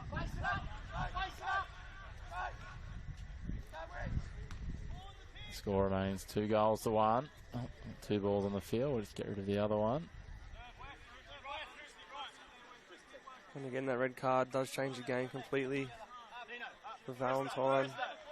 Make those chances that they come by few and far. Make sure they really take hold of them. Also, he's going to expose them because it looks like they've gone to 3 at the back here. So they're going to try and take it on here, Olympic, but all keen out to it. The key for Olympic will be here, see how much composure they hold throughout this. And sometimes you sort of start licking your lips when you see the other team who've been sitting back for most of the game get a man sent off. Sometimes that actually switches them on a little bit and makes life easier because they know they have to remain compact being a man down. So have to remain conscious of that composure and not force things. Stick to those patterns.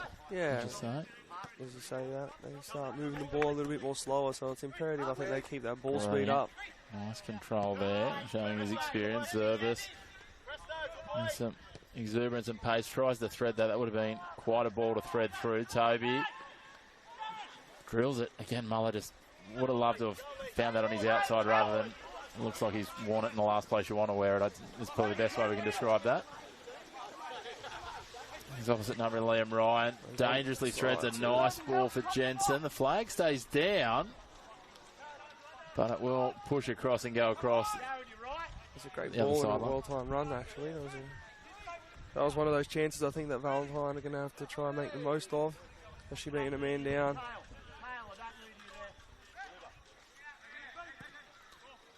Opportunity. Good Green again.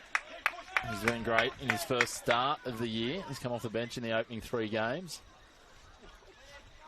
Got a full 45 in last week.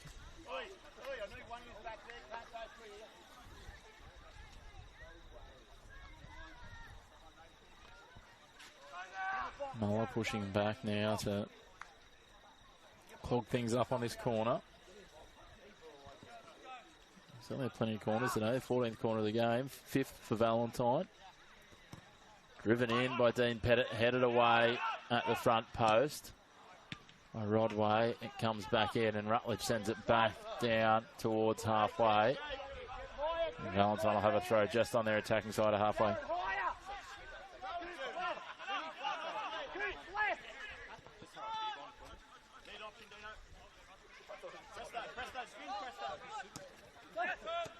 Nicely swung wide. Headed again.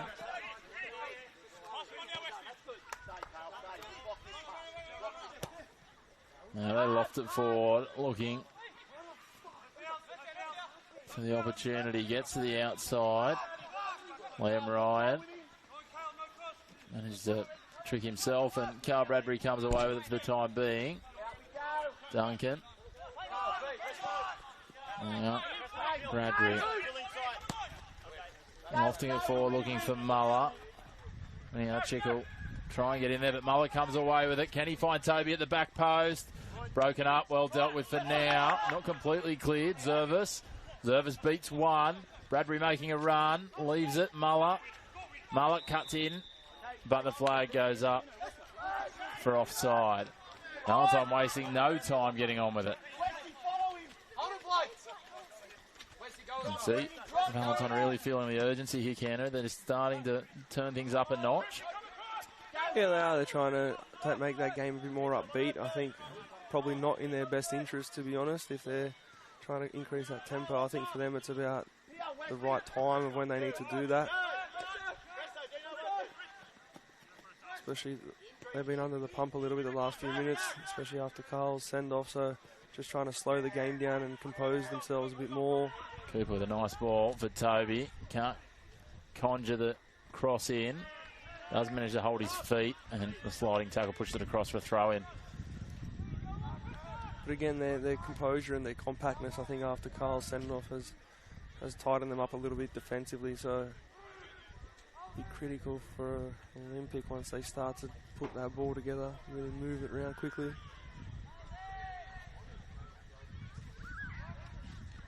Olympic looks set for the long throw. Toby thinks about presenting short, but he's quickly waved away and sent into the box here. You have to think that Cooper might be the target, and they leave it a little short of him. Zervis is there, giving away plenty of height to Rid, but manages to win it out despite losing his footing. Rodway getting to the outside. Rid puts a boot in to break it up. And they drop it back to Zervis. Takes it on, threads it through for Toby. Little 1-2 with Zervis. And a goal kick.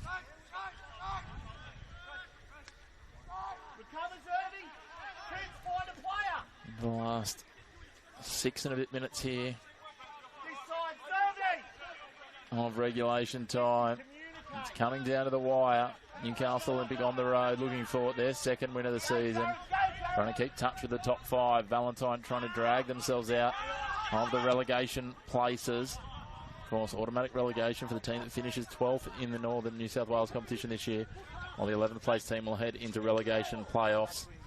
The potential we could see 2 teams relegated. Obviously last year, Lake Macquarie went down. Adamstown staved off relegation literally to the nth degree. Yeah, it's the absolute last minute of every game. I don't know if Adamstown Rosebud fans have managed to regrow their fingernails yet. As you see, dangerous turnover here. Liam Ryan's looked dangerous. He's Certainly a bag of energy coming on there. Now Graham threads it wide. Pettit does a nice little job on Zervis, crosses it in. Pearce carries it off, and now Bradbury. That's not exactly a textbook tackle from Good. No, I think let him off the hook there. He knows he's got his back to play, just needs to hold him up. I like to see a bit more confidence now from Valentine, just really start to put the pressure on Olympic when they get that ball, get their heads up, first touch, and just turn them around. They've got that ability, that pace up front, getting beyond. I think Luke and Marcus there right towards the end of the game, they don't want to be turning around, chasing the two little sharp boys up front. So a bit more confidence in Valentine, and it make for the last 5 minutes that will be interesting and very exciting. Certainly would. They grabbed their first goal against the run of play, so nothing to say they couldn't do another. Possibly claim their third draw of the season here. They haven't really showed enough for me to think that they might jag too, but again, football is a weird and wonderful game at times. I have to go a fair distance here to try and nab one back at the moment. They're starting deep in defence. They are, but it doesn't matter how deep you start as long as you got those runners coming into the goal and they take their opportunities. Olympic happy to control the pace now. They know this is within their control. It's for them to win. But again, they can't rest on their heels, because last time they tried to do that was early in the game, and Valentine caught them napping through Campbell Ross. Now West on the ball. Spin it wide. West comes back to it, and there's a nutmeg the defender. Zervis, Reese Cooper threads it beautifully for Cal Bradbury. I was going to say Valentine might have been having some nightmares about another one-on-one body challenge with Bradbury, but he gets out quickly. Pettit, lovely ball, doesn't quite end up there though. Zervis reads it well. Rutledge lobs it forward. Cal Bradbury tries to sell the foul as he slides out of the contest. Jensen has it taken away by Rutledge. He's just too strong. Zervis sandwiched between Ryan and Goo, the youngsters. But it's pushed out by Valentine, and Olympic will have the throw. Zervis back to his feet. No harm there. Olympic really slowing that play down now.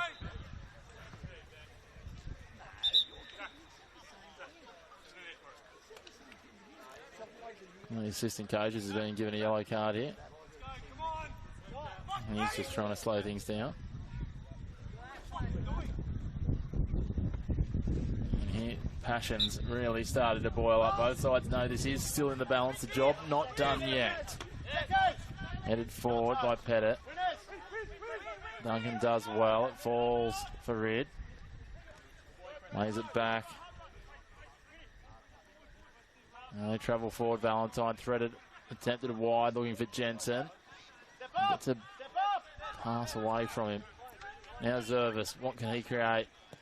Olympic would love to grab one here and just ice this game. Toby loses where the ball went, pirouetted around and lost sight of it. Throws himself in. Again, we're seeing some interesting challenges. I think the referee was happy that both players were doing as good as they got there. I think so. I think it was fair. They're both going in with the same intent. Sometimes it's just better to... It's better for a fan, certainly, to see just if both sides are going in and they're both happy to give a bit of nudge or a bit of jersey pull. Well, let the boys be boys and let the boys play, and we continue on, because it's only when it's someone's overly impacted and that they're actually trying to get on with things and someone else is impacting them. Yeah, as long as the players aren't trying to be unfriendly or unsafe, a bit of mongrel, I guess, is great, and glad to see the refs let that go, and shows just how good football can be when it's played in the right spirits. It's a contact sport after all. Certainly is. Now Olympic, in the 10th corner of the afternoon, or the evening as it is now, the sun fully set. Dangerous areas, looking for Reese Cooper at the back post. Bradbury racing across. Falls now to Duncan. What can they come up with here? Crossed in again. Beats a few. Bradbury, miss-hit volley. Dangerous times, and it bounces in. He's been there so many times, it's not the conventional goal you would have expected. But Jared Muller gets himself on the score sheet, the third for Olympic. was one of the more bizarre ones you'd see. Everyone stood around and watched it. I think everyone thought it was going over the crossbar from Valentine. I think so. I think a bit of the wind, rain, and maybe even the shadow created by the light might have affected that one. Unfortunately for everyone in orange and all the fans here at Crowders Bay, it is Olympic going to a 3-1 lead, and now just to continue to ice things out, Olympic will make some changes. Looks like Steve Theakos will be coming on.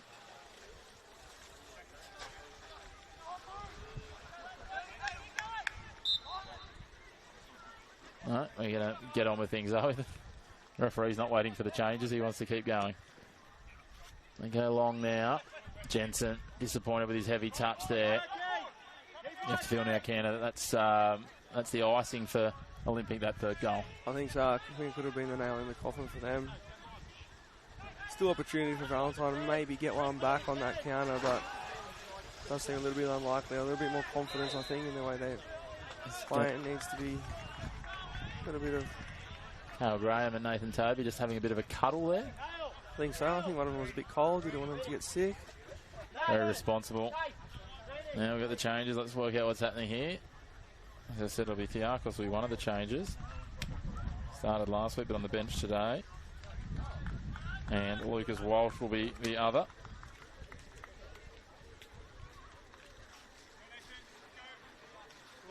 And Nathan Toby will be one of the players coming off.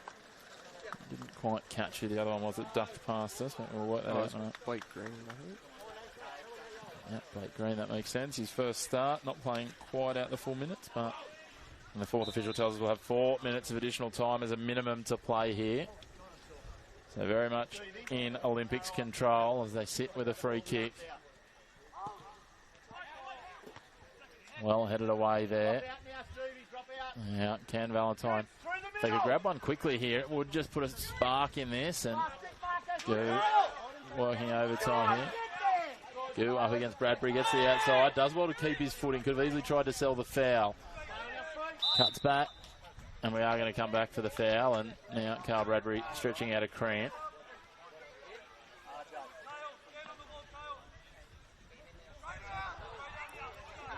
Valentine's probably last opportunity, I think. Probably sending everyone up. Maybe get one back. Goo and Lane sitting back. Pettit puts it in dangerously, beats a couple, then it's headed forward. Not quite dealt with yet. Rodway. Flag goes up for offside. Points important or goal difference in the relegation battle?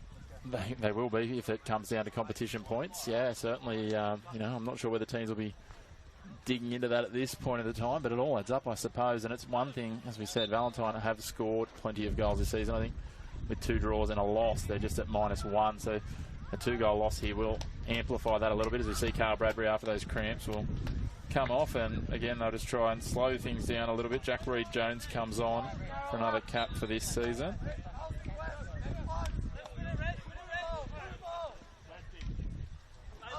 Adam Pearce taking his time here.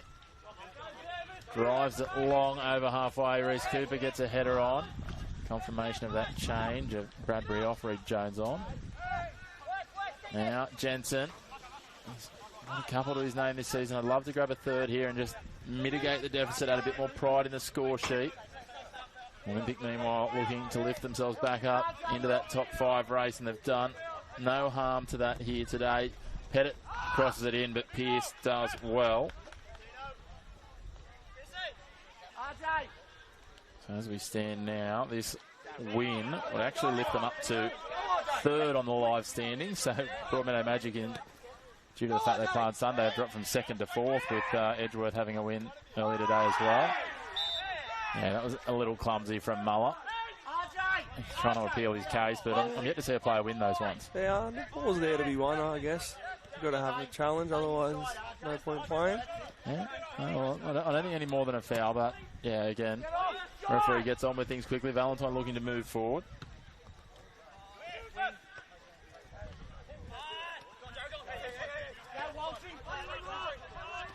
Yeah, they work it here. Lane, what can they conjure? Can they grab something just for a little bit more respectability in this scoreline here in the last few moments? Yeah, I think they really need to turn them around early, otherwise Olympic is still pushing here. They'd love nothing more than to grab a fourth against the run of play because, again, talking goal difference, top 5 battles, second bites at the cherry, all that sort of stuff could very much come down to those things later in the season. And while it's not a focus at this point normally, it all tallies up later in the year. I think so, yeah, exactly. I think that's the end. Well, the referee says 3-1 will do us, and that will close it out here at Crowders Bay. A solid win for Olympic, 3 goals to 1. The opening goal was Valentine's way. They led 1-0 in the first half through Campbell Ross. Then goals to Ben Hay, Cale Bradbury and Jared Muller make it 3-1 after it was 1-1 at half-time. A well-deserved 3 points for Olympic, Kenner. Yeah, it was actually. They probably didn't start as best as they'd wished at the first half and then finished off quite strongly. Really peppered the Valentine goal and showed some class in the end of the game. Unfortunately for the Phoenix, they will be without Carl Thornton for their game next weekend. He was red carded. That will mean another reshuffle for them, which is always a challenge, especially when the man at the other end, Carter Smith, is out for them at the moment. Yeah, I think so, and especially I think it was a straight red card, so it's probably more than 1 week straight from the get-go, so not ideal, but I'm sure Valentine will be able to muster the strength and the character within their squad to really get behind and get a result while those 2 players were out. We certainly saw some good young talent from them come on from the bench. They'll take on Cooks Hill next week, while for Newcastle Olympic, they'll head up to Maitland. That'll be an interesting challenge up at Cook Square Park next Sunday. But for this evening, signing out on Northern New South Wales Football YouTube channel, myself and Ben Kenarowski, wishing you a very good evening. Managers and officials for a great game of football.